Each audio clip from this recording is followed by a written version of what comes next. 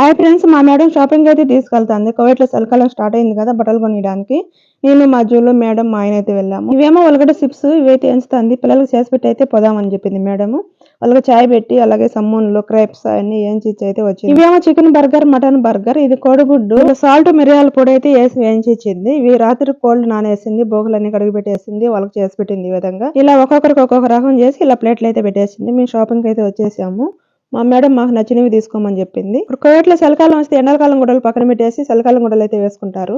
ఇవి మందంగా ఉండేటైతే తీసుకున్నాం అనమాట. జూలీ మదిరాకపోతుంది కాబట్టి ఒక 4 జతలు జూలీకి. చెప్పులు కూడా చలికాలం చెప్పులే. ఇవేమో తలగట్టుకునే గుడ్డలు జూలీకి. ఇవి నాకు నేను యూనిఫామ్ వేసుకోం కాబట్టి నాకు ఇలాంటి నైటీలు అయితే తీపిచ్చింది. మామూలు నైటీలు ఇలా పొడుగు క్యాంట్స్ ఉండేవి. ఇద్దరికి సేమ్. జూలీకి 4 యూనిఫామ్లు, నాకు 4 నైటీలు అయితే తెచ్చి. ఇవేమో హిజాబులు, తలగట్టుకునే గుడ్డలు కోవిడ్ వాళ్ళే తెచ్చిచ్చారు వేసుకోమని. చాలా మంది కామెంట్లు అడుగుతున్నారు, మీరు హిందూగా ముస్లిమా హిజాబ్ ఎందుకు వేసుకుంటున్నారని. కోవిడ్కి ఒకసారి వచ్చిన తర్వాత హిందూ ముస్లిం తేడా లేకుండా అయితే వేసుకోవాలి. Please subscribe.